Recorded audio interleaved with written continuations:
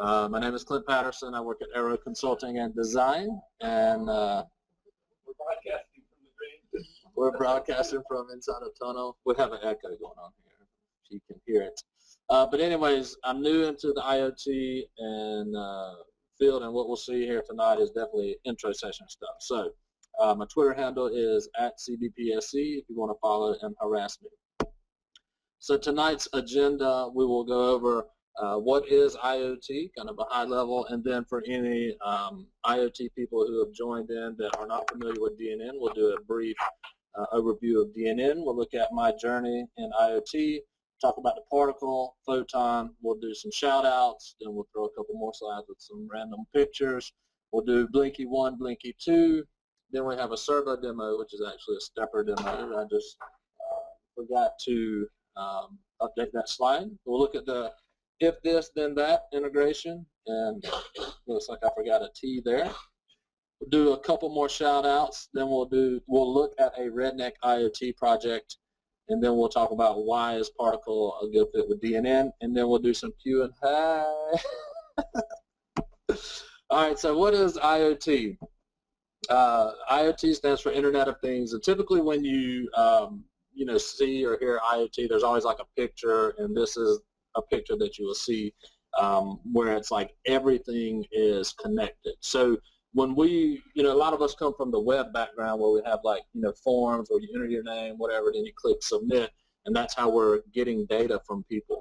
But in the offline or the connected or the IoT world, everything will be connected. And so, Michael, you were talking earlier about Azure and how they're just getting so much data. Well, big data with this IoT stuff is going to get even crazier. So imagine everything being connected, just like the picture has here, your car, your phone. People have created stuff like a plant that will tweet to you when it needs to be watered. So that kind of stuff. So if you think about where we're heading, you can look at the date on this. So Samsung has put forth, they want to blanket the internet, or blanket the earth with satellite internet. And then just the other day, our boy Elon Musk, he's saying that he's going to put 4,000 satellites that's going to blanket the earth with internet.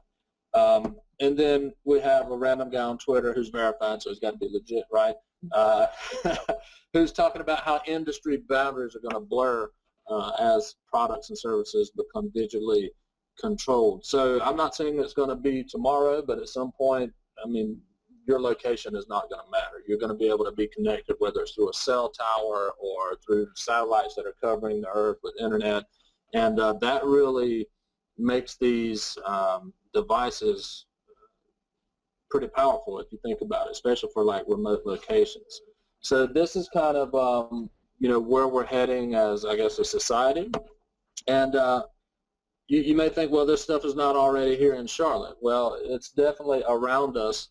Just the other day, I had lunch at Pikes Place. Anybody ever ate at Pikes? They got like the honey chicken, honey drizzled chicken, which is to die for. But anyway, we were eating lunch at Pikes, and outside I had to like go pay to park. And so I go up to pay, and I see this like meter here, and I stick my credit card in and pay. And I'm looking at the thing, and I'm like, they're like wires going underneath the ground. There may be wires underneath the ground, but it could also be connected, through cell. So a lot of things are already connected, or there are things that we may not realize that are connected around us. So what is DNN? If you're an IoT person not familiar with DNN, DNN is an open source CMS. Particle, which we're going to talk about, is also open source. So, you've kind of got the open source marriage there, but it's a CMS and application development framework. So you can easily stand up a website and, be posting content, but you also have the back end where you have web services and the ability to extend and develop. Just like you can create an app for your iPhone, you can create a module for DNN. And you'll see at the end of the presentation where we're going to leverage DNN here with the IoT stuff. So let's look at parts of my journey thus far in IoT. So it started out with Arduino. Now I actually brought the Arduino Uno. So I guess, you know, I mean, I'm kind of like you guys, right? I mean, I was doing a bunch of web stuff, and I hear people talking about Arduino, Netduino, and at first it's like, oh, okay, that's something new. It's probably overwhelming. I'll just like kind of keep an eye on it. Well, after a while, I started to get more and more interested in it, so I ordered this Arduino and also this book. Now, Arduino is kind of like Arduino is like the first. I don't know if it's the first, but it's kind of the first one that I've heard of that came out, and people build a lot of stuff with this. But this book, I really love this book. There are a lot of times when I'm doing work, even on like the particle photon, but I go back to this book just because of the way it's like written, and I don't know if you guys can see, but it's very detail oriented, a lot of drawings, you know, just step by step. Whoever wrote this book is awesome. And what's the title? The title is Arduino Projects Book. Another thing that we're doing here at Southern Fried is that we will post a blog tomorrow or the next day or whenever, and we'll put a link to everything that we're talking about here. But if you look at, like, everything in this is about going from I don't know anything to actually getting started. So I wish whoever wrote this book would write more books about any kind of technology because it's awesome. So I'm going to pass this book around and this Arduino Uno around. But one thing that I noticed when I was working with Arduino, I was like, wow, this is cool. Like I can plug it in and I can like make stuff happen. And it's like, wow, that's cool. But you all the time have to like carry this wire around and like plug it into like, you know, some USB port or whatever. And you had to be, you know, just near a power source. And then you start thinking, well, it would be cool if I could get it online. So I also have this, which is a Wi-Fi shield for the Arduino. So the way the shield works, you can see, I think they call them headers. Dan, feel free to correct me if I say something wrong, but you just essentially push this down, and then you have kind of this unit. And so then you have this Arduino, and you have the Wi-Fi shield, so you can put this stuff online. So I'm going to just pass this around so you guys can, you know, put your hands on it or just see what it's like. Oh, no. I mean, you're going to get shocked and do some stuff stupid every now and then. But anyway, for me, it all started with Arduino. And once I got with the Arduino, I learned that I needed to know what a breadboard was. So I've also got a handful of breadboards here that we'll pass around in case anybody hasn't seen any. We've got one here on this camera, which, by the way, the camera over here, this thing is getting really hot, so if it like shuts down, I apologize. But I've got a bunch of breadboards. You can get these things on Amazon really cheap. And if you look at, and here we'll pass these around too. But if you look at the diagram, you've got on the edges, you've got a positive and a negative. And then you've got, you know, the different rows. And if you look on the right side, like, you see the two that are running vertically, and then you have the ones running horizontally. So with the breadboard, it's all about making prototypes and being able to like essentially create a circuit. So like if you put positive power into, you know, the positive rail, then you're essentially lighting up that whole rail. So anywhere you need to get power, you just plug into that rail. And you can even like hop it over to the other side. So that way you can have positive going down both sides. And the same thing with negative. So like on the Arduino and even on the Photon, once you power them, they put out a voltage. And so the breadboard is kind of crucial or central for when you start prototyping. And if you see over here on the camera, I can't see it anymore, but you can see where I've got positive coming out of the Photon, and then I'm lighting up that rail with positive and then negative, and then I'm tapping into it for this light. And we'll get to that here shortly. Oh, I can see it. I guess right here. Yeah. So, but anyways, you have to understand a breadboard, and it's pretty basic. But if you're just coming into this kind of stuff, it can be like, well, what is this? How does it work? And these things, also have like sticky pads on the other side, so you can stick them to things as you would like. So breadboard is kind of crucial in the early days. Now, you may think, well, you know, you just talked to me about an Arduino, and now you're showing me a breadboard. Like, how does this stuff go together? How does it work? Well, if you look at this diagram, you can see that each pin on the Arduino, it's got different you know, like you can see the 5V, so that's 5 volts, and you can see the red line going from the 5 volts to the power rail. And then in this diagram, they're taking the power rail, the positive, and that what you see there is like a motion sensor. And so they're essentially giving it, you know, positive and negative. And then the yellow is actually like a digital pin, and that PWM stands for pulse width modulation, and it just sends signals. So essentially, like everything that you see here on the table, like all these servos, stepper motors, whatever it may be, Dustin says he can't see the camera. Any of these servos or any of the devices that you see, they all have a positive, they all have a negative, and they all have at least one kind of signal. Now, there may be more signals, and that's the one that you essentially are programming logic to.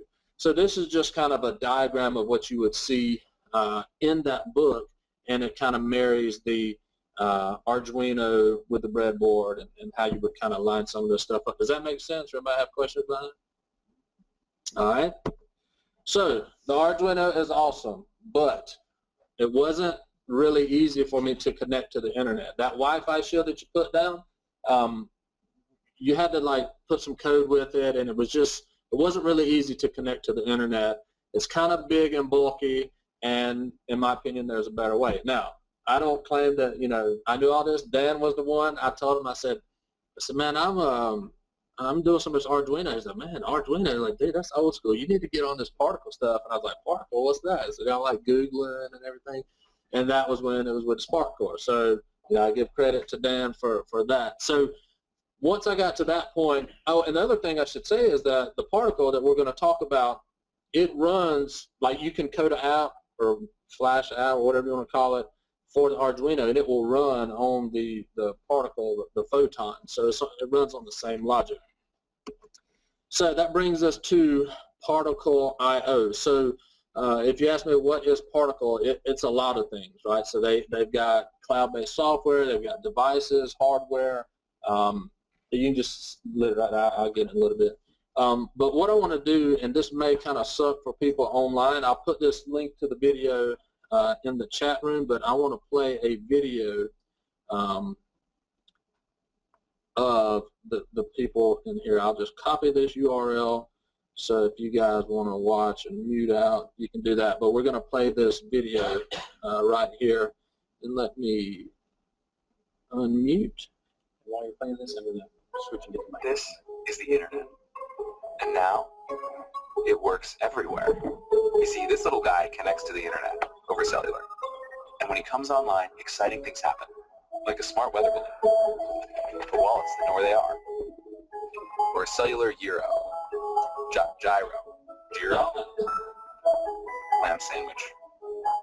With the simplicity of an Arduino and the power of an ARM chip, this is the Electron. I'm Zach from the Spark team, and we're in California.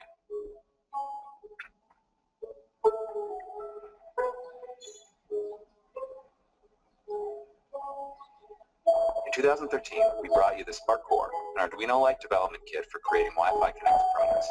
Last year, we announced its sequel, the Photon, a major step forward in cost and reliability. Our team has grown from 4 to 24. There are tens of thousands of you building with Spark, and dozens launching products on our platform. We've come a long way, and we're ready to take on something even bigger. When you imagine a cellular network, you probably think about mobile phones, tablets, and hotspots. But there's a whole other industry of cellular connected things, like parking meters, shipping containers, and point of sale. In the industry, this is called M2M, or machine to machine, and we're here to bring M2M to you. Sorry.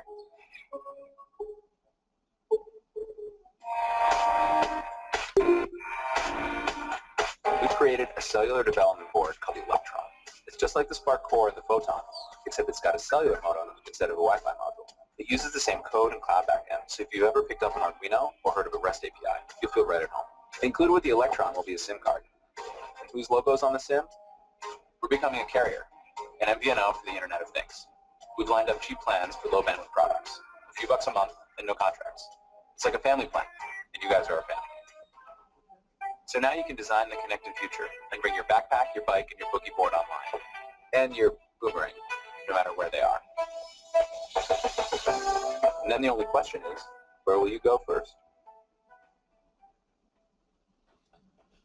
So that video, I mean, they've got a couple videos that are pretty good, but it just kind of gets your mind thinking, right? It's like, what will I build? And as soon as you are able to piece some of this stuff together, your mind gets spinning with stuff that you can build. And we will be in the particle interface here shortly, but feel free to look around that website and check it out. So in the yeah.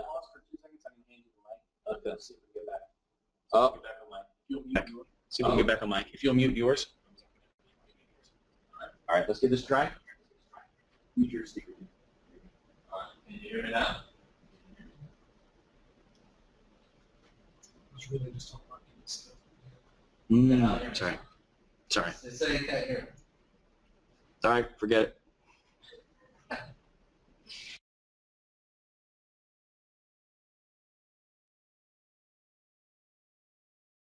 All right, we tried. Okay, so in the video, you may have heard the guy mention the spark core, and it's a photon and electron, and if you're coming to it new, it's kind of like you need to understand the evolution, right? So they started with the spark core, and Dan did a lot of work with spark core. I didn't even know about it when it was the spark core. Then they came out with the photon, and if you notice the price difference, like the price of the photon dropped, like it even got more affordable and it got better features. And then they're now building the Electron. So the Electron is technically not out. It's in beta test right now, and it's supposed to ship in January. So the difference is the Photon will connect to Wi-Fi, to internet, right? But the Electron will connect to cell towers, and they're integrated with AT&T and Telefonica. No Verizon love, they don't bother me, but just in case you're wondering, they're not integrated with Verizon. And so I watched a Hangout. These guys do a lot of community-based like Hangouts, and one of I think it's the CTO, but he was saying that the Electrons, people use those a lot for what they call sleepy scenarios. Sleepy scenario being, like, imagine this Electron being connected to something out in the middle of a farm field in, rural wherever, and all they need it to do is turn on once per day, like wake itself up, run some kind of function, get a data, post it, and then go back to sleep. And the way that so in the video he said, like, we're becoming a carrier, and so you're going to have like a reoccurring monthly fee, but it's not going to be like your normal $40, $50 bill. It's like $2 a month, and you get 20,000 messages, and then if you go over, there's some kind of whatever, and then you can suspend it. So, but anyways, this is the kind of the evolution. So every device that I have here, what we're looking at are photons, and then in January I think I got like 2 electrons coming. So that's the story there. So this is the particle photon, and I did a close-up image of it so that you can see kind of the pins here. Now you'll notice that you've got on the sides, you've got like 3V3 reset, you got VIN, ground, voltage in, and then, but notice like once you start going down, you've got A0 through A5, so those are like analog pins, and then on the right side you've got D0 through D7, and those are digital pins, right? So these are the pins that you're going to be plugging in, your circuit and coding some logic and sending signals in and out. Another thing that I wanted to mention is that this thing started as a Kickstarter kit, and actually I think I've got the web page here. Let me view my notes. I'm sorry, this is gonna. But I saved a link that I wanted to show for a specific reason. So this is SparkCore Kickstarter page right now. I wanted to click on the Spark IO and click on this. So this guy's name is Zach, right? The guy who started this. And if you look at it, it says 3 created. So you can see where he's got the Electron, which is what we're talking about, and he's got the Spark core, which is what we also talked about.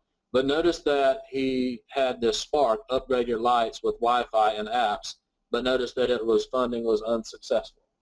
So, I mean, this is just kind of like an inspirational thing. Like if you're a builder or a maker or whatever, I mean, this guy, he essentially had this stuff and he was trying to apply it to light bulbs, and it didn't take, right? So then he went back to the drawing board, I guess, and came back with a core, and it worked, and now he's Electron. So it's kind of like, don't get down on yourself like if you get shut down like the first time, because, obviously he's changing the game here. So I did want to highlight that out and just throw some inspiration love.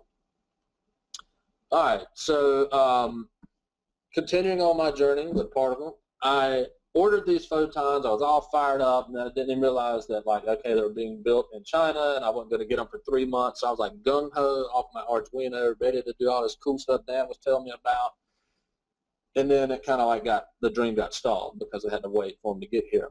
Well, when they finally arrived, and these are just pictures from my Twitter stream, but I was tweeting to Dan and to Mike Lennon saying, hey, look what finally arrived. And I was like, looks like I still need a few pieces, because I didn't even really know what I needed. I thought there'd be like a breadboard or something, because I just see pictures, right? But I knew that I had moved a little bit closer.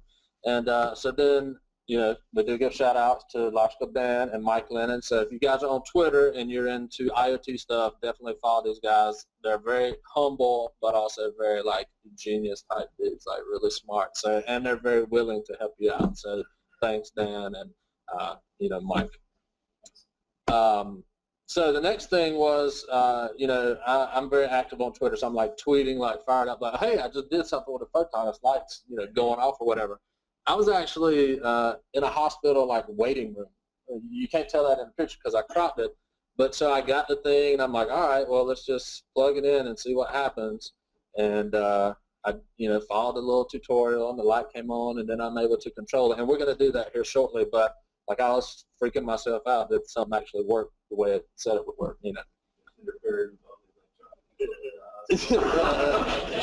So, but anyways.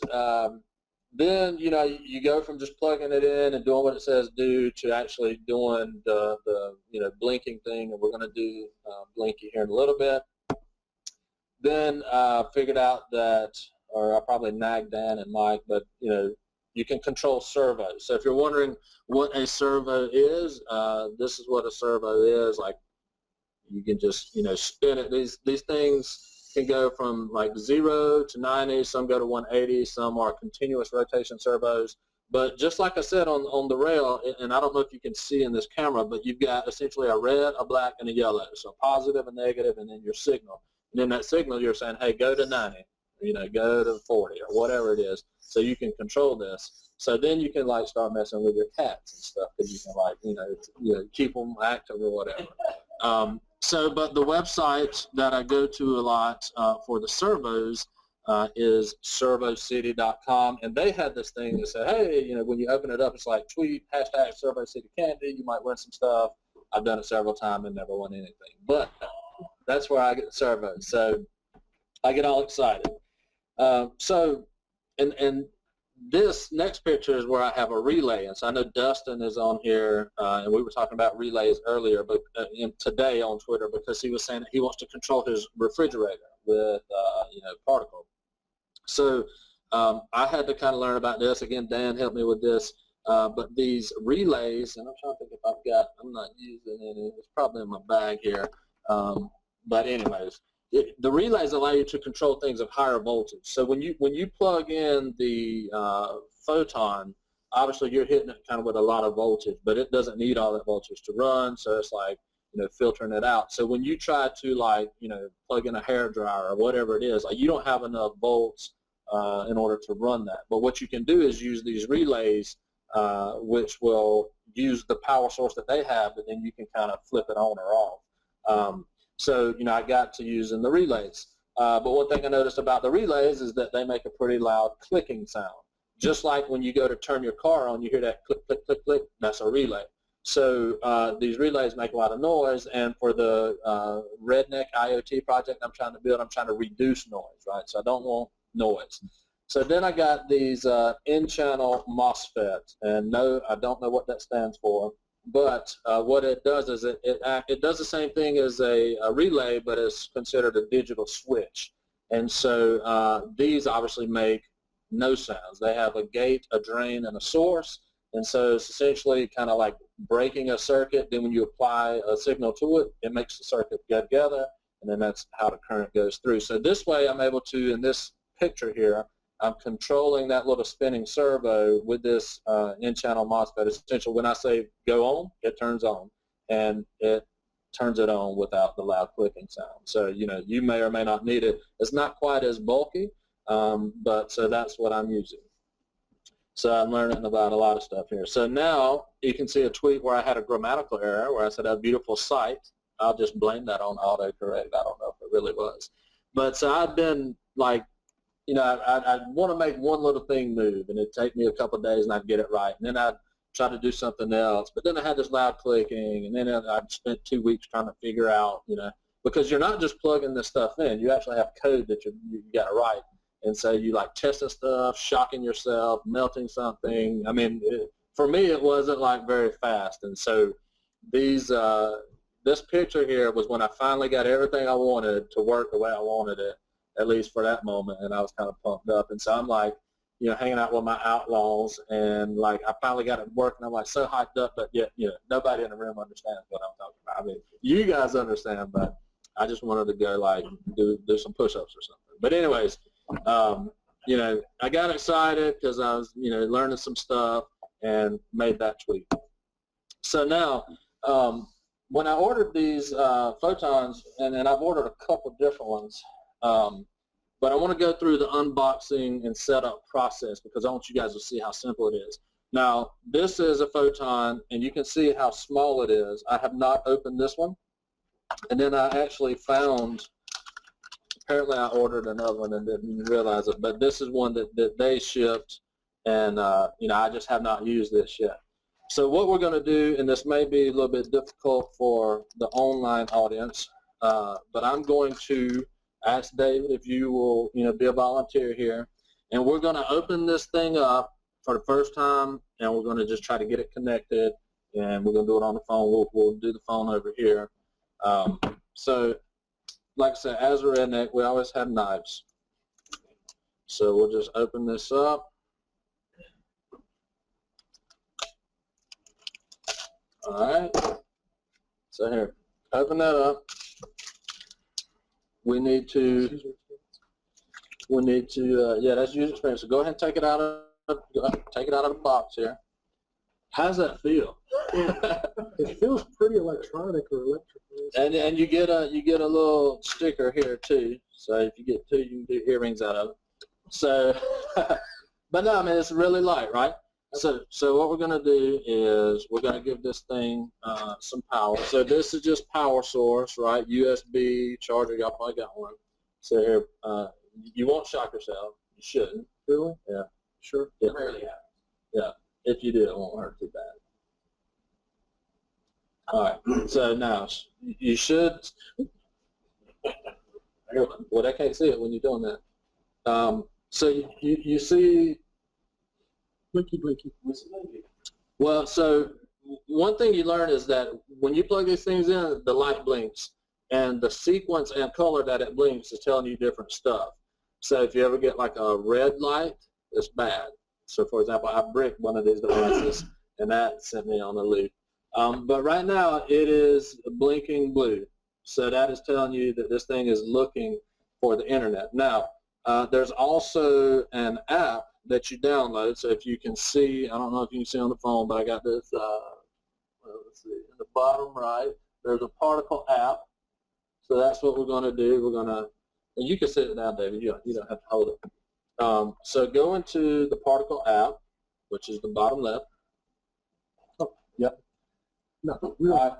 Yep. So, well, I tell you what, if you put the phone right there, they may be able to see it. Yes, there we go. Well, yeah. All right. So it says get started. So go ahead. Yeah. We're getting stuff done here. All right. So, and we might can even sneak this in. All right. So go ahead and click the get started. All right. So you can see I've got several devices already set up. And what you need to do is click set up a Photon. He just doesn't understand video. Okay. His beard's in his eyes. He can't. All He's right. probably got his settings for the person talking. So All right. So you see what it says? Well, that camera's a little bit blurry here, right? So it says plug in your particle device to power it, and it says onboard LED should be blinking blue, right? If it's not, then you hold the button down. So there are two little buttons that we can hit. Then it says, make sure that your device is connected to the internet, which we are. So go ahead and click ready. All right, so essentially what it's telling you now is that you need to go into the Wi-Fi setting. This thing is broadcasting a network now. We want to connect to it. So we'll just go out and then go into the settings, and we'll go into Wi-Fi. Well, you're supposed to be doing all this. it's fine. So see that Photon MVLZ? Now every time you come in here with a new Photon, it's going to be like XJYZ, just some different thing. So go ahead and click on that. So when it connects, all right, so sometimes, it didn't do it this time, but sometimes it'll pop a little thing down and says, hey, you're connected, go back. It didn't do it that time for whatever reason. So we'll go back into particle. So now notice what happened. You're on a new screen and it's saying what wireless are you want to connect to, right? So try that MSFT open yet. Let's see what happens. So look at the color, it's blinking. So now that lets you know something's going on. And that's green. So it's green Now and it's now it's blue. going to blue, and it'll go Greenish blue. blue real fast. And see, it's still, so essentially it's like negotiating the connection with their, cloud or whatever. I wish I could focus that camera, but it doesn't seem to be working, right?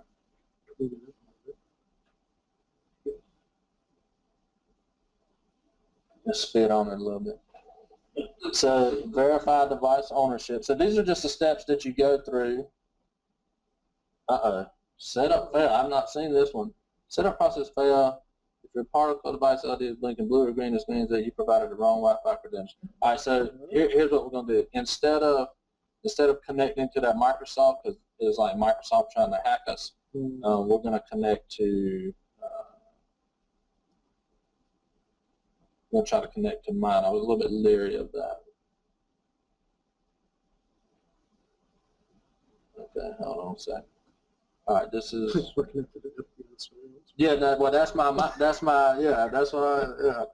So let me, I think it's switched on.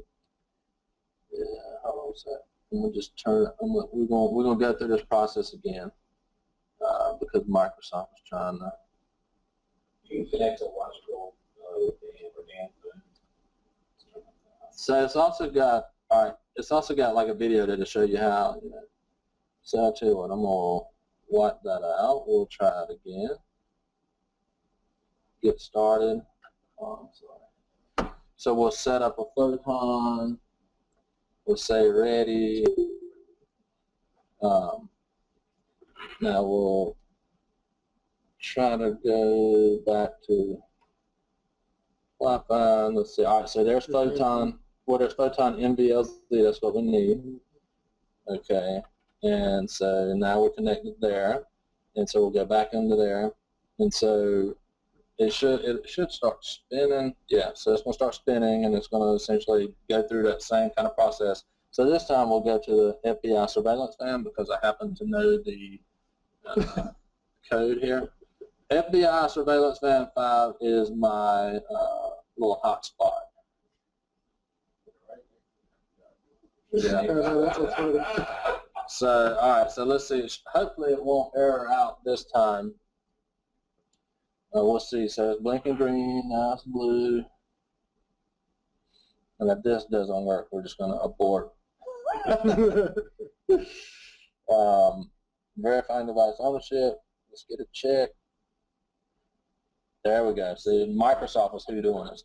Now you see it says give a name, and I don't know if you can see the name, but it always puts funny names in there. Also notice this thing is blinking kind of red, purple. So when you first connect a brand new Photon, it's going to pull down new firmware for the system, and sometimes that takes a while. So what I'll do is I'll just give this a name. We'll call this Southern Fried. So I'll type in Southern Fried, And so now, and I don't know if you can see, but it's giving me a message that says, hey, you understand that when you first connect, it's going to send down some new firmware. Now, I will say, and it turns itself on and off a couple times throughout this process, the latest firmware that they've come out with, like it does these OTA, what I call over-the-air updates, a lot faster. So once you get it there, you should be good to go. All right, so now, notice that all of these devices have that red dot beside them, so they're not connected. But then you've got this one that's green, and it says online non-tinker. So it should be on Tinker there. Flash. So it says it's not running Tinker. So Tinker is like the app that they code. It's kind of like the Hello World, if you will, from their company. And if you click Flash, what you're telling it to do is that you want to send. Let me see if I can click it. Wait a minute. Oh yeah, no, there. Well,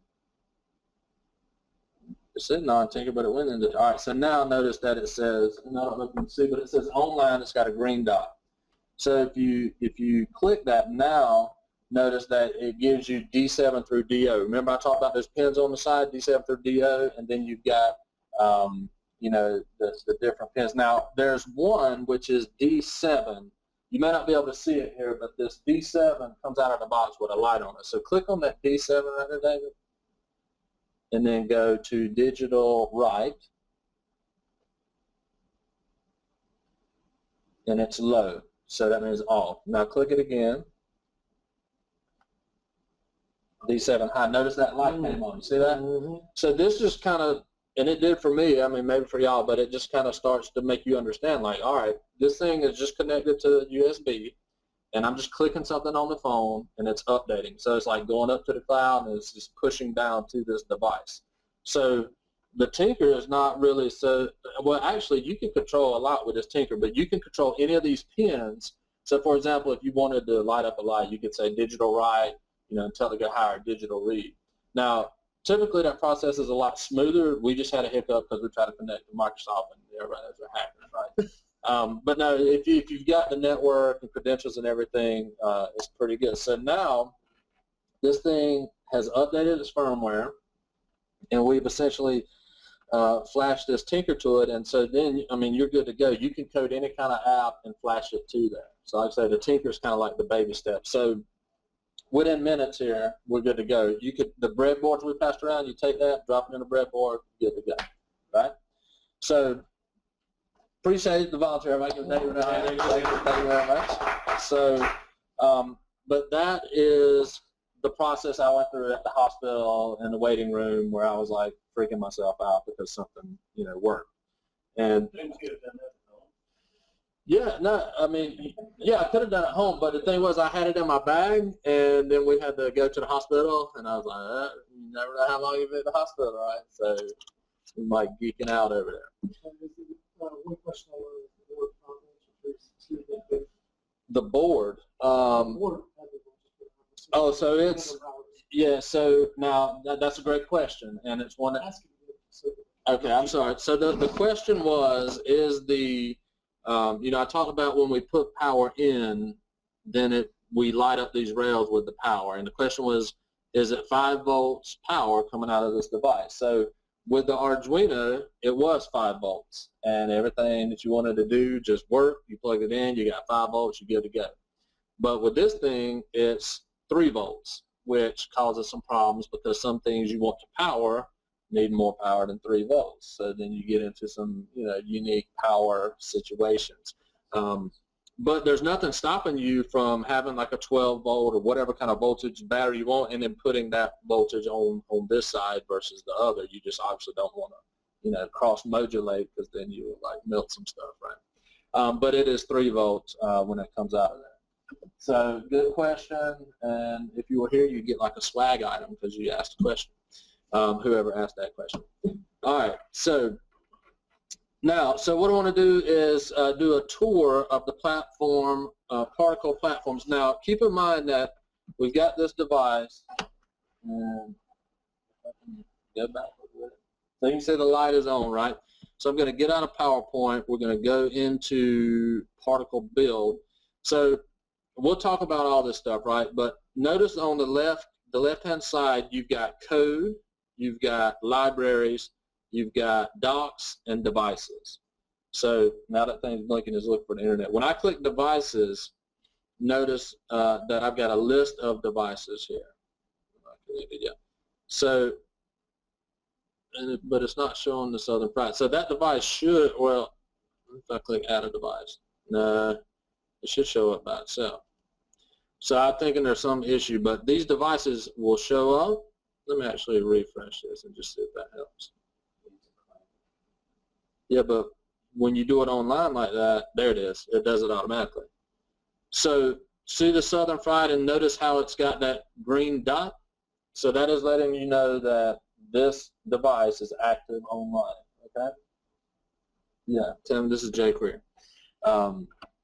So I've got all these other devices. Now notice that this star is selected for various devices. So on the top left, you have this lightning bolt here, which is flash. So when you code a program, you essentially flash it to the device, which would be kind of like uploading it, so to speak. But it's going to flash to whatever device that you have selected. So we could select this device, and then I could flash a program to it. Does that make sense? Well, currently, so far, my journey, it is one by one, but they do have this thing called fleet management, and I think you can update like thousands with one push. I mean, it's got to be able to. I just have not had that need and hadn't dug into it, but I'm sure you can. Now, also notice when you click on a device, see it'll tell you the device ID, which that becomes important, and also it'll tell you you're building with the latest firmware. So remember, I told you that it was downloading the latest firmware, right? So you have different versions that you could go off of, but obviously this is the latest. So you can remove and add, and like Dan said, there is a manual way to add those to the device, but if everything works perfect like it's supposed to, it does it kind of like it did it online. Now also, some of you may be wondering about security, right? So how does all this work? So notice that we have this access token, and notice that you can reset the token. So like in a little bit, I'm going to show you a URL that's got my device ID and it's got my token. And security people would be like, oh my God, I can't believe you just showed me that. But you can just come in here and click reset, and then boom, you got a new token, so you don't have to worry about it. You can also clear your cache. Now, one thing I'll also say when this thing is talking about docs, Particle has some of the best documentation that I've seen. Matter of fact, we'll just pull it up. We'll go to docs.particle.io, and notice that they have a guide. So if you're getting started, this guide is like hand-holding 101. I mean, it'll walk you through everything. Well, actually, I think I just clicked on something. But see, notice how it's got like you're getting started, you know, all this kind of stuff. Everything that I'm talking you through is here in a lot more detail. Now, once you get kind of out of the you need hand-holding mode and you just want to go into like ultra geek mode, then you can go into the reference, and the reference is like, you know, better code examples. Notice they've got like stuff on the right here. One thing that is really neat, I don't know how they're doing it, but like if you click edit, notice that it sends you to GitHub, right? So they're maintaining documentation somehow through GitHub. But I'm telling you, like, you know, we're all in the DNN world, and we all wish like there was better like documentation because you want to know how to do something, and people send you to the core API help file. This documentation here is really awesome. So I do want to throw that out there. So we were looking around the particle IDE. All right, so when you go into code, notice that you've got my apps and example apps. So they start you out with some example apps. And, you know, people post these things. You can use stuff that other people have made as well. Every app is going to have a setup and a loop, okay? You're going to have to, like, set up some things, and if you're going to do anything on a continuous basis, like a loop, you do it in the loop. And then on the left, you've got the save, and then you've got the verify, and we'll look at that here when we get into the code. So, but I guess at least for this point, is it clear about how you would, like, see your device in here, and you can understand how you like register it and, you know, the process. And so again, you know, this thing knows when your device is online, and you see it by the little green dot here, which mine's kind of going in and out here. So that's a tour of the IDE.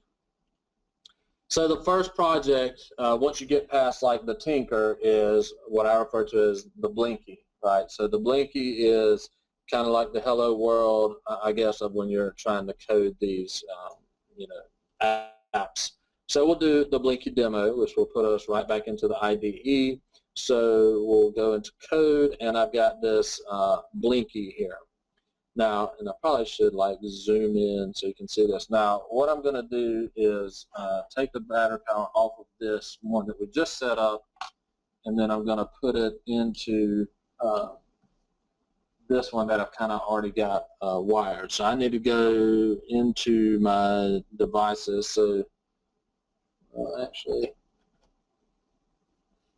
my battery's dead or what, but we'll see here. Let's see if it's going to connect to my FBI surveillance van, and we've got a light. So now I'm going to go into devices. We'll try to refresh this here. Yeah, so Particle 04 is online. We'll select that.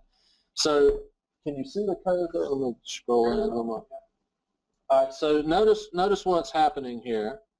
I've got this int LED equals DO. So essentially what I'm saying is that I've got pin D0, which is digital 0, and I'm just setting it up as, you know, LED 1. So then you've got this pin mode, and I'm essentially saying, all right, that pin DO, I want to set it up as an output.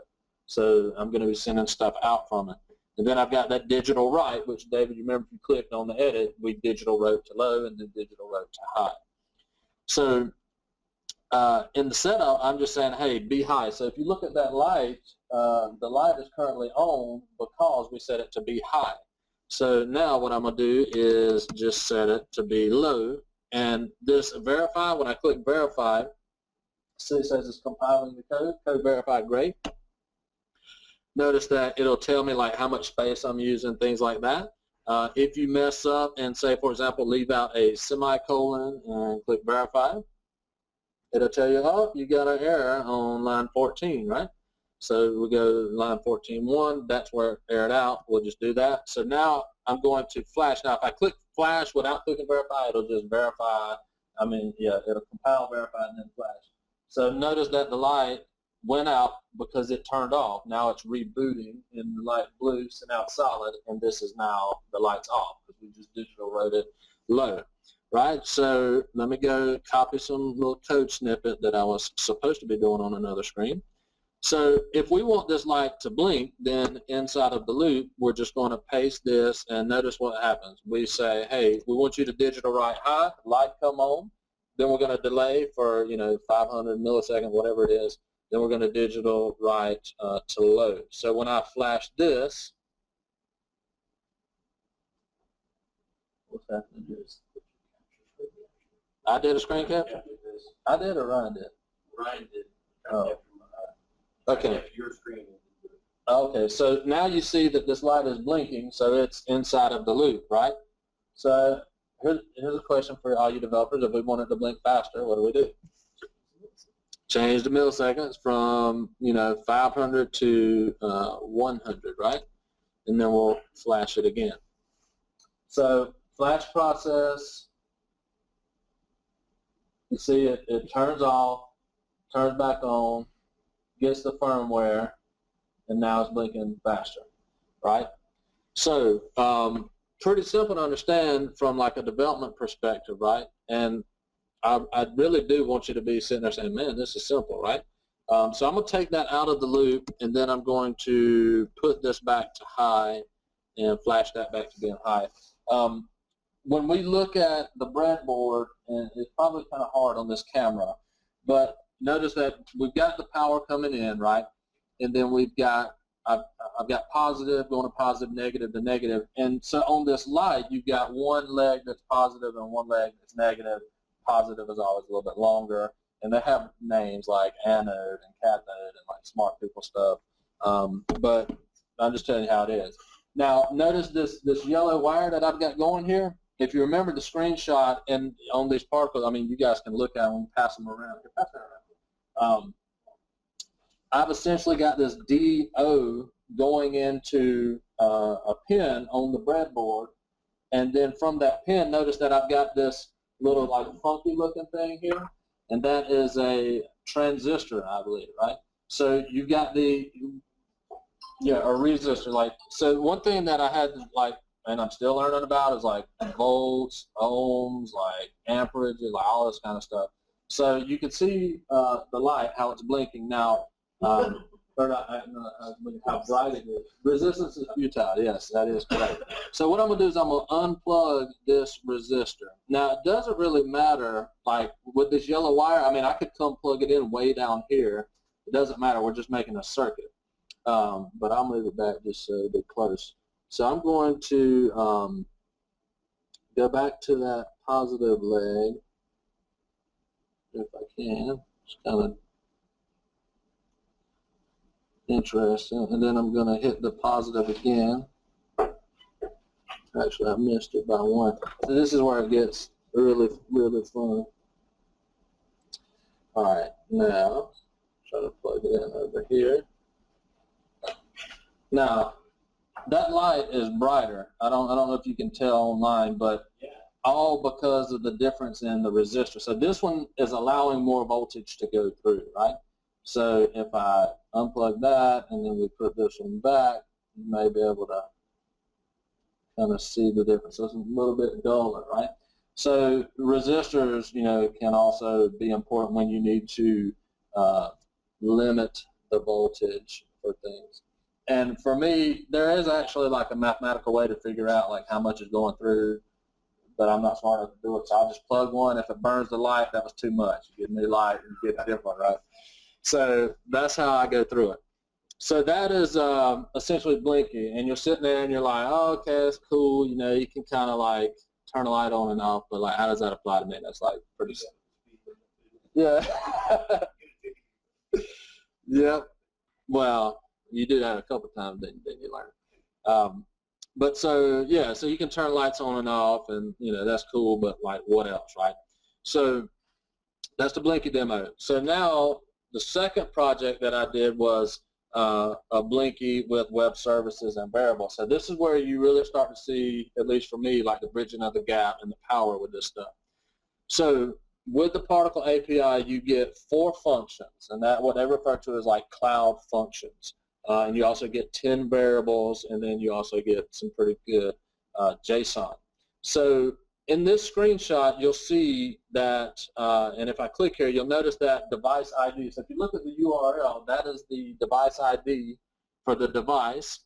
Then I've got Blinky, which is the name of the variable. And then I've got that access token that we discussed earlier, right? And so notice that, so we could refresh that token if we needed to. But also, and you'll see the JSON that gets returned there. And so now this is code. It's essentially jQuery that I'm using to control this blinking light, right? So let's do the Blinky demo, the Blinky 2. So if I go back into my code, let me zoom out a little bit. We go to Blinky 2. So what I'm going to do is flash this code to the device, and we'll see. And if it does right, that thing should blink just a couple times. All right, so you can see it like disconnected. It's rebooting. All right, so it is connected, but it is not blinking. Oh, well, that's because I hadn't like clicked anything. Okay. All right, so notice, all right, so this is, let me zoom in, y'all tell me, well, that's just the code. But this URL, I'm trying to hit this device with this variable, and notice that it says variable is not found, and I had this loaded previously. So if I refresh that, now look what I got. I got a result of hello Southern Fried DNN. Now if you look into my build, you'll see that I just create a string, okay, and I tell it that, all right, your value is hello Southern Fried DNN. Now I'm setting up, the pin mode, and then, but notice that I also set up a particle variable. That's where you get 10 of those. Particle function, where you get 4 of those, and I'm naming them. In my loop, I don't do anything because I'm not doing anything on a like continuous motion. So now I create this int blinker, which accepts a string command, And if it's slow, then I update that variable status, right? So where's my Blinky command? It is right here. So I'm going to say Blinky blink slow. Notice that it starts blinking slow. So I just click the button and it's blinking slow. Now if I refresh that variable, Blinky blink slow, right? So as you'd imagine, we can go Blinky blink fast, and then Blinky will start blinking fast at some point. So is it for every device you get 4 functions and 10 variables? Yeah. What is they're only allowing you so much space in their class. So if I refresh, Blinky blink fast. So we made it thus far in the presentation and stuff is working. So but you see what I'm saying? Like now I'm controlling this light, and I'm also doing it via web services.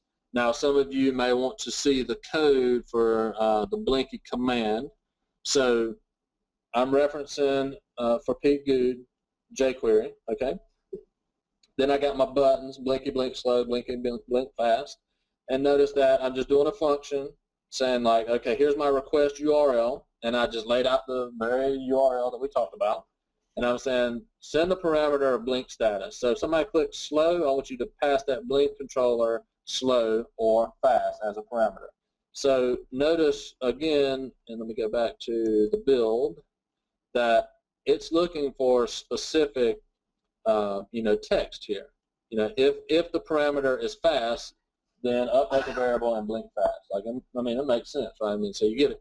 So the thing is, like, now, from just a web development or DNN perspective, like, all right, click a button and boom, you can log anything, web services, you can post data to whatever. I mean, you could just anything you imagine. I mean, it's pretty powerful. So the thing is that those, and there's, like I said, great documentation about the variables and functions and stuff like that. Let me close some of this window so I won't confuse myself as much here. And how are we doing on Twitter? People tweet? Oh yeah, we're doing good. Johnny Greger's online? Hey, all right, John. Am I supposed to be wearing like a WordPress shirt for him? Oh, okay. Oh, okay, well, he don't love me as much as I thought. So anyway, that's the Blinky 2 demo, right? And that incorporated the Blinky plus the web services function variables. So now I've got on the table, and I don't know if I can move all of this, but I've got these stepper motors. So we'll bring all these over. This is like a bunch of wires. Now, at first, like it's kind of intimidating. I don't know if I'm gonna be able to get all this into the picture here. I'm having to work backwards and upside down. Oh, wrong hand. Okay. So these stepper motors, and you can see. Well, let me just put that camera down right there. Does that show some of the stuff? Yeah. So I'm using that N-channel MOSFET here. Now these stepper motors, well, I guess if you've kind of gone through the evolution like I have, the servo motors are great because you can control them. You can say go to whatever degree, but when you do, it goes like zzz, zzz, zzz. Well, these stepper motors, it goes zzz, zzz, zzz. And then every now and then if you hit the button real fast, it goes like zzz, zzz. But no, so these stepper motors, they don't work the same way that servos do. These have magnets inside, and what you do is, and it's like surrounded by magnets, the shaft is, and you're sending it like positive, negative, like all the way around, and you can step that thing as much as you want. And so, but steppers have to have these stepper drivers, which also have a heat sink. So these things that I'm pinching here, these things can get real hot. So the servos don't get nearly as hot as the stepper motors. But the stepper motors, I mean, you can do more powerful things with them, and they're quieter. I was going to say, too, they're quiet because they don't have ears, they don't have motor. That's right. And the quiet thing is what I'm liking. So what I'm going to do is plug these in now, or give this thing power. Since I've got these things sitting on a table, and I'm going to have to get back over here. No, these are actually heavier because they got all those coils and stuff. The magnets, the coils inside. I mean, you can come pick them up if you want to, but they're pretty heavy. So where's my stepper command? All right. Did y'all zoom in somehow? That's me. He's controlling what's. Or yeah, okay. So, but on these three. So what I did was I just put duct tape, or not duct tape, electrical tape on the top of these so that you can see when they spin. But essentially, these would have like belts on them. Like I saw a video, and you can actually like hack into like old school kind of stuff and like find these like old CD players, like pushes the tray in and out, that kind of thing. And I've got a coupler on this one. But anyways, if I go like spin right, you can see that one spinning. If we go spin left, actually we got a little bit. Oh, it lost internet connection. So now, there we go. So it's spinning left again. Then I can do the big one. Let's see. Well, wait a minute. It keeps losing connection here. I don't know if this battery is getting weak or not, but we'll try. Let's see.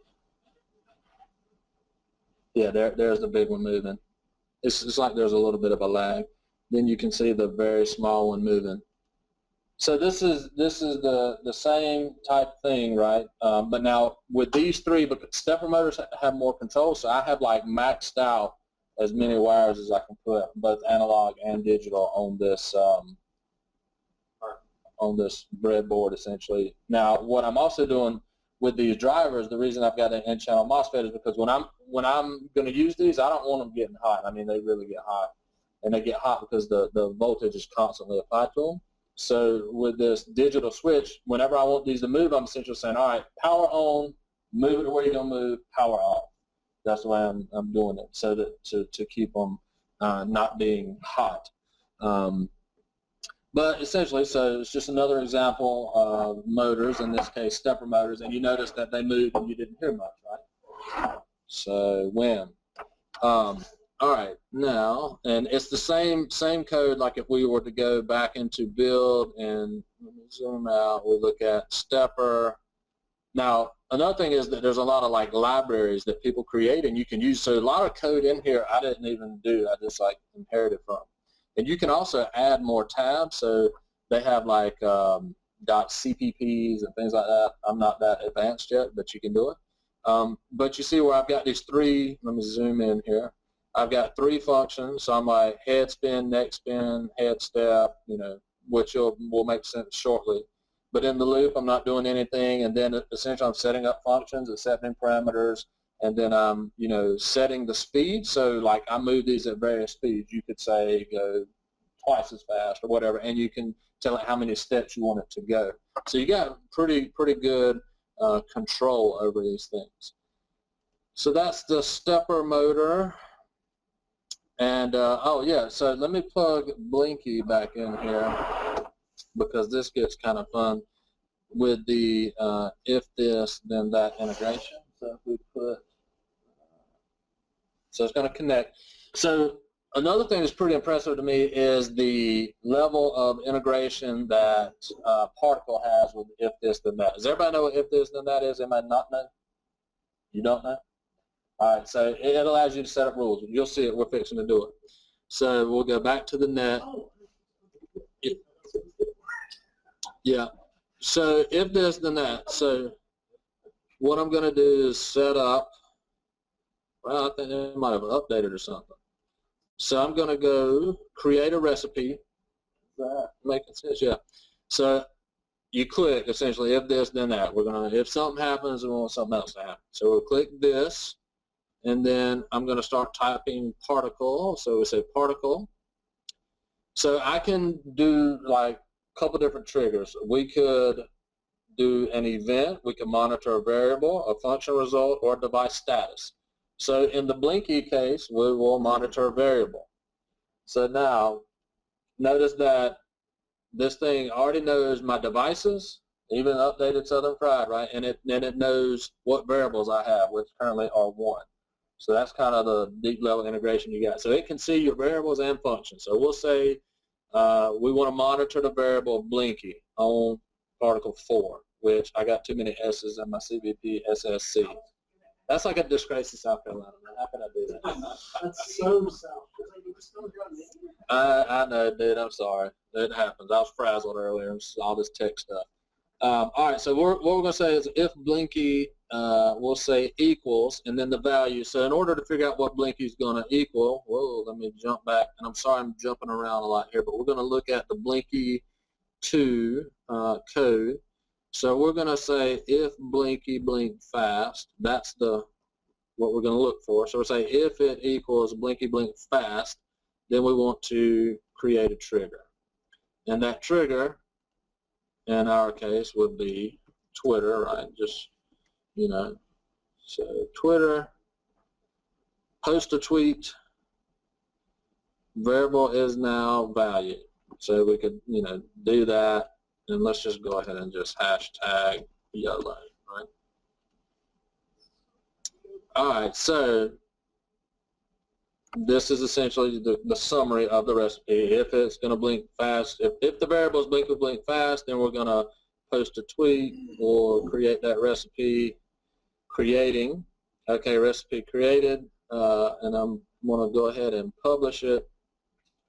Publish this recipe title, fried chicken, I don't know what we should call it. Is there like a save button? Publish recipe.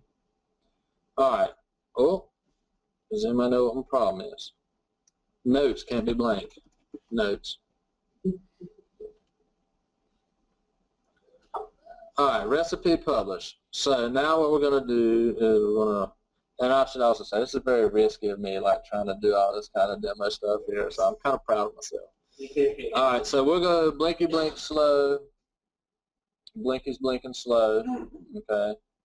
Now we're going to say, everybody watch my Twitter. We're going to say blinky blink fast. Now, honestly, the last time I did this, it did take a couple, like, I don't know, maybe 4 or 5 minutes, but it eventually did it. And I was sitting here, and it was like, one of those like champion moments. And I was like, oh man, it just like tweeted or whatever. There it is. See, Blinky is now blinking fast. So if you see that, go ahead and retweet it, and people will be like, what in the world? What happened? What happened was, so, but I mean, look at how easy that is. We unbox this thing, we plug it in, we write a couple lines, and we establish a variable. We go into if this and that. So now your mind should be spinning like, oh my God, I'm going to plug a magnet into this thing, and whenever somebody opens my refrigerator, it's going to email me, it's going to text, it's going to tweet, Facebook, whatever you want it to do. I mean, you can do it within minutes, right? I mean, it's not hard. Also, another thing is just kind of in general, if you start doing this IoT stuff, then you will also be hauling up like stuff around. Like, I mean, these are like servo horns, screws, like rubber bands, springs, like wires. I mean, you'll go in depth pretty quick. At least I have. Is my watch still on? Okay. Yeah, and I haven't spent too much though. All right, so another thing is these webhooks. And webhooks are awesome, and I know nothing about them. I have not even used them. It's just like another feature. And you can see, like, so I screenshotted the page about webhooks, and it's like, you built something, but it says it's a simple and flexible way for your devices to make requests to anything, and they will listen for events from your device, and they'll send a matching events. I honestly have not gotten into webhooks a lot, but I know that it's something I need to. And it's, obviously something that's pretty powerful. Now, for people who are wondering, like, how is Particle done, they have, like, a CLI, so, like, if you're, like, I don't know, PowerShell or, like, Node person, like, you just want to bang out commands, you can do that as well. I don't get into that as much because I try not to get to that level of geekdom. I try to stay more on JavaScript stuff. But they've got a JavaScript SDK as well. So they got a lot of stuff, and they've got awesome community too. Like DNN community is very powerful, or a lot of people that will help you out the same way in this community. And one thing I've noticed with Particle is that you've got some people that come to it from like the web development side, and they have like really strong like coding knowledge, but then they don't know much about circuits or motors, and that's kind of like where I'm at. But then you have some people that they know a lot about like electronics and circuitry and amps and all this kind of stuff, but they're not as strong on the website. So it's like this, I don't know, unique relationship. We see people helping each other out.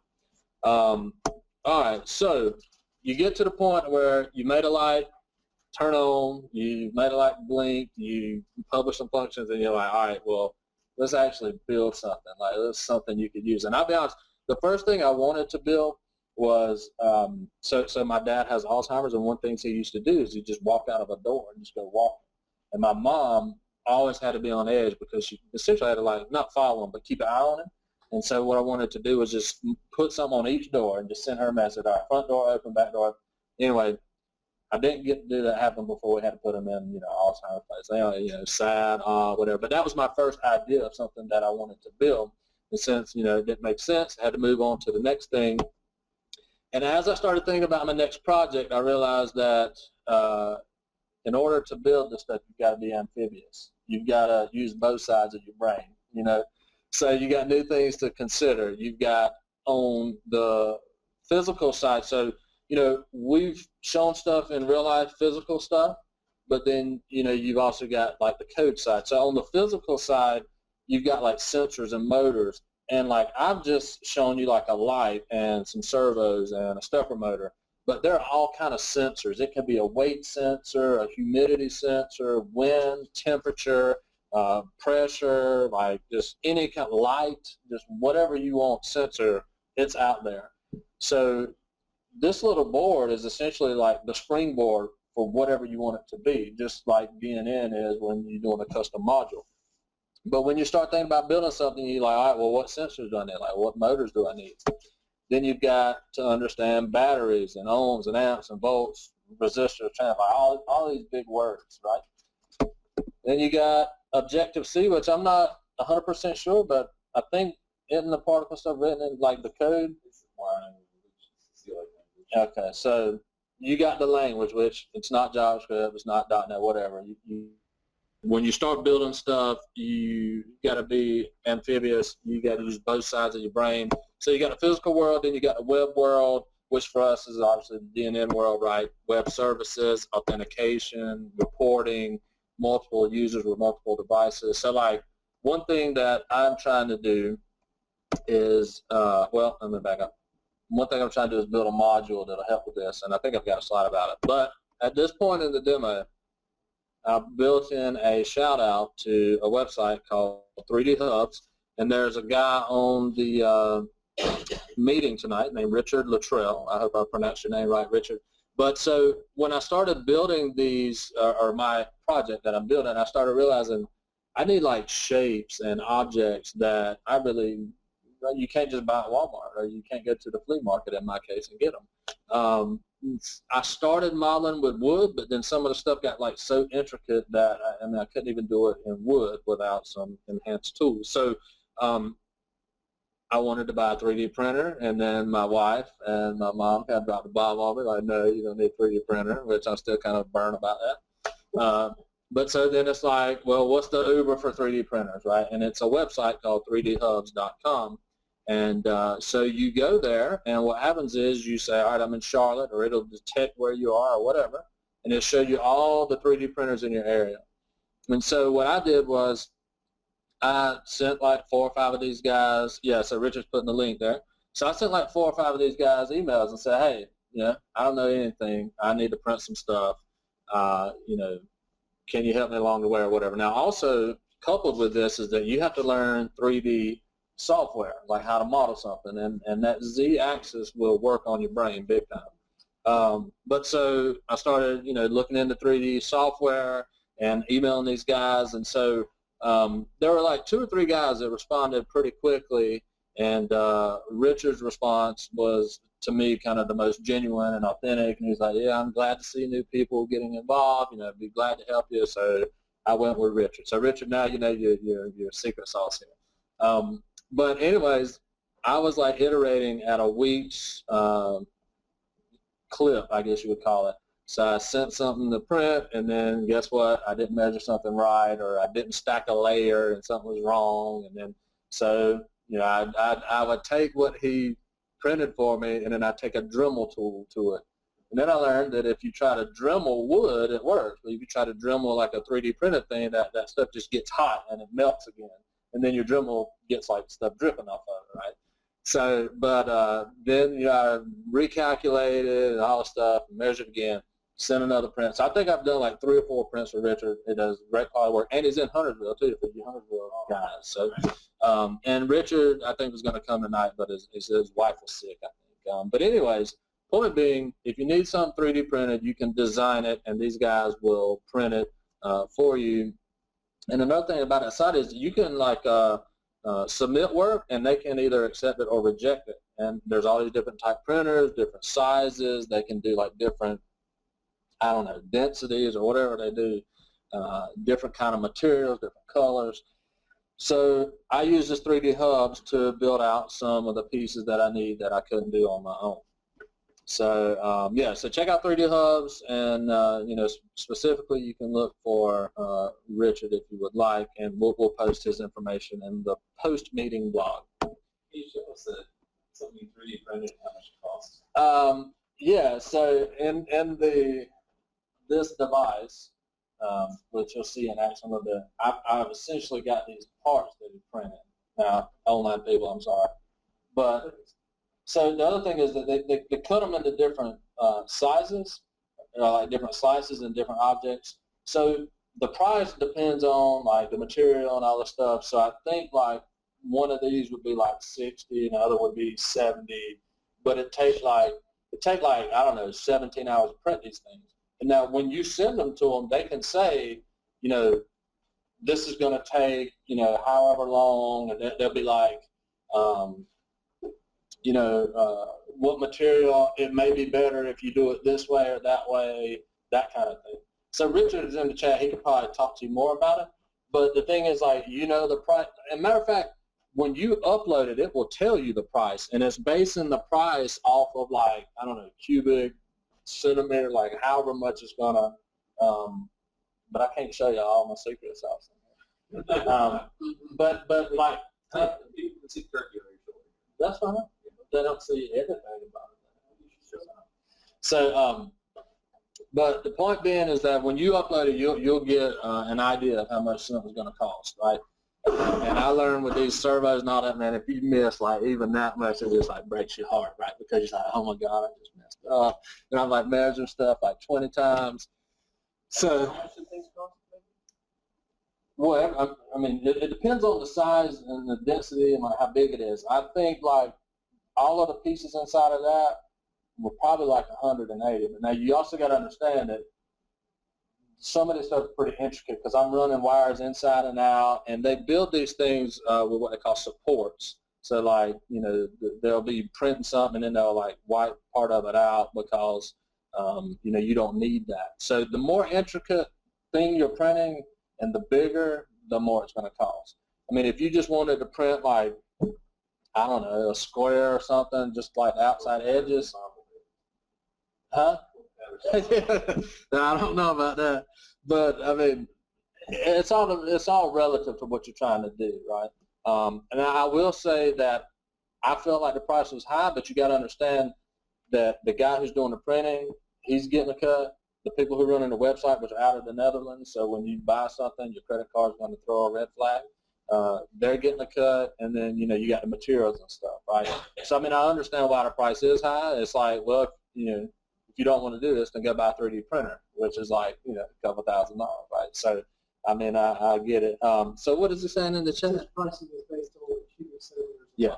Yeah, see, that's why, if Richard was here, I was going to let him talk about it because obviously he understands it more, but he says it's based on the volume. Cubic what?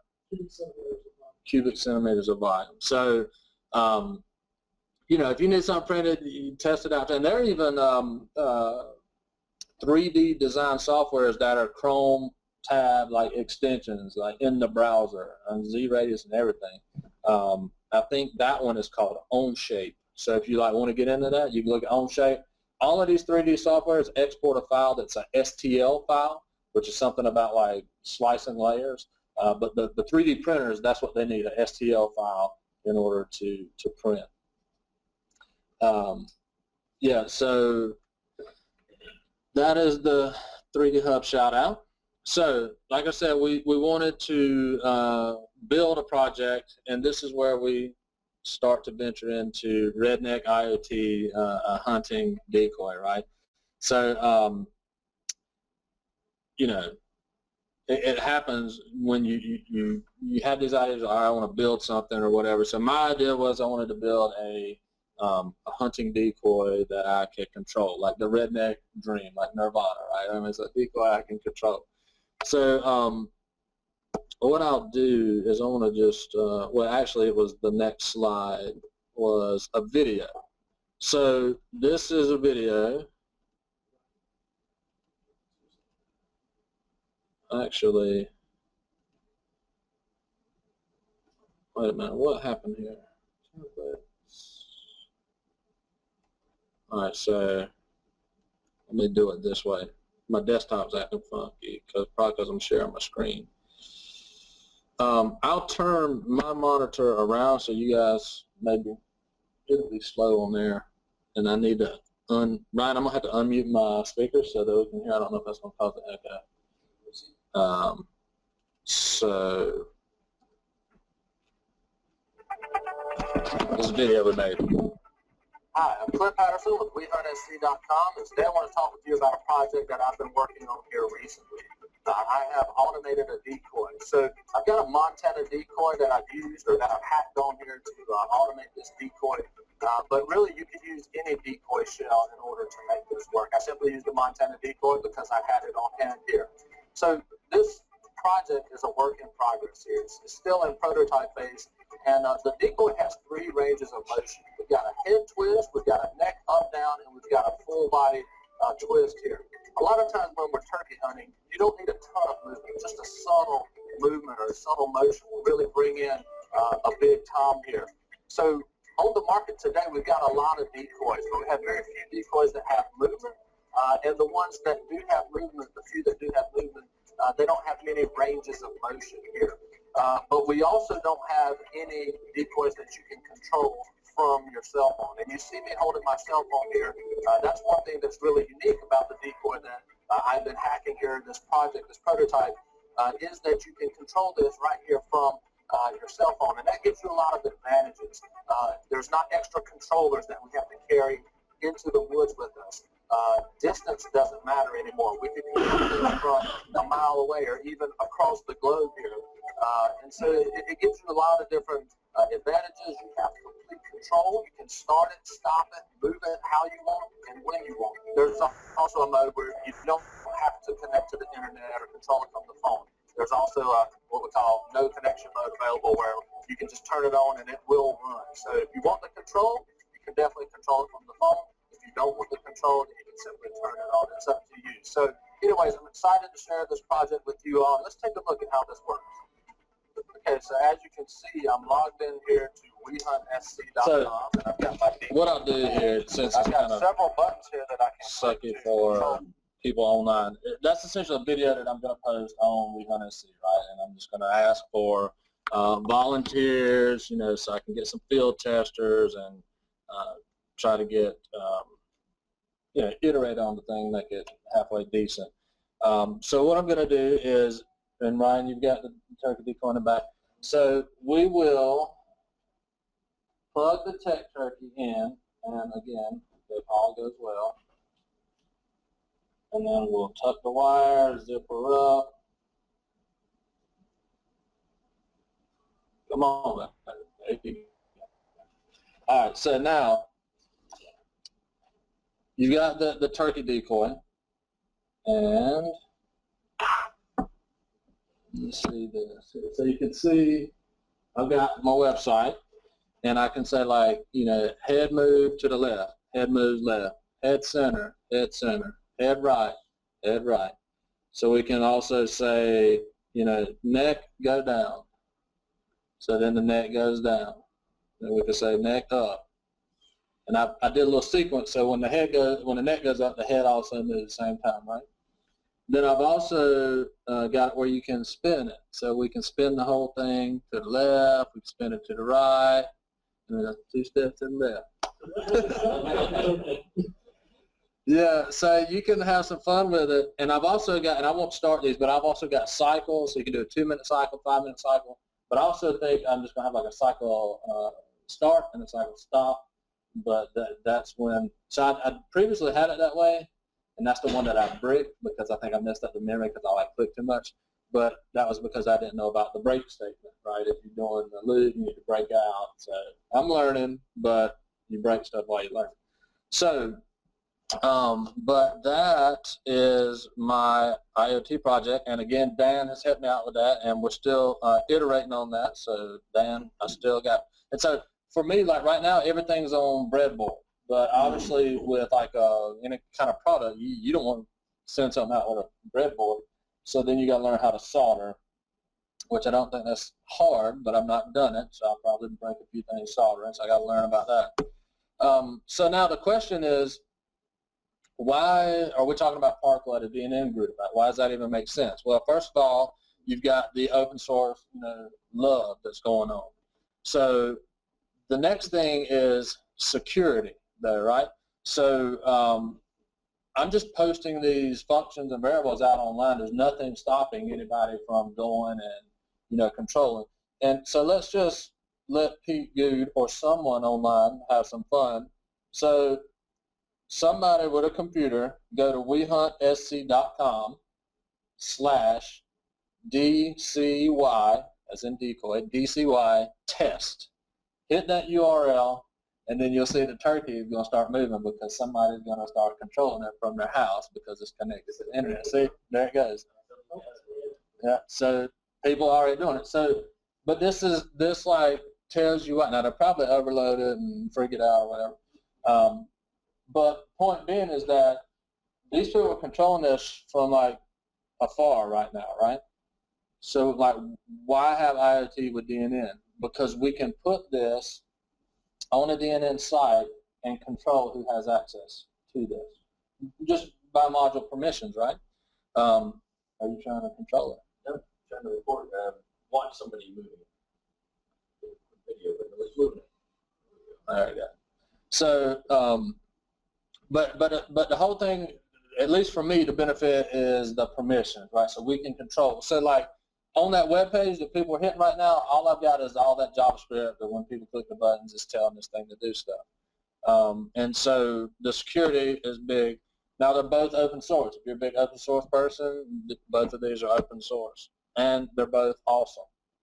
Next thing I'll mention is that you can code a module that will expose the values of these variables and also these functions. So I am trying to create a module, and I'm waiting on the SPA module to be released, the template by Joe Brinkman. What's going on here? That thing gone. But so I'm trying to create a DNN module that essentially when you load it on a page, it will say add your device. You add your device, and then it's going to say, all right, here are your 10 functions. Well, you'll enter in your variables, and then you'll enter in your functions. And so it'll turn your functions into buttons, and then it'll show you variables. So if you wanted to monitor something, you could do that from the website. But I'm waiting on my boy Joe Brinkman / Chris Hammond to actually release the template. So please help me out here. All right, so resources and documentation. Like I said, Particle's got a ton of documentation, and it is awesome. They've got an awesome video. There's tons of videos where you can like just Google and find videos. And we have a Charlotte-based IoT user group. So Dan, I don't know if you want to say anything about that. If you want to come up, stay seated, whatever you want to Say something real quick. She's plugged. But I don't know what the mic is not running. Yeah. The Charlotte IoT group meets the first Tuesday of every month. Our next meeting is December 1st, and it's going to be on sensors.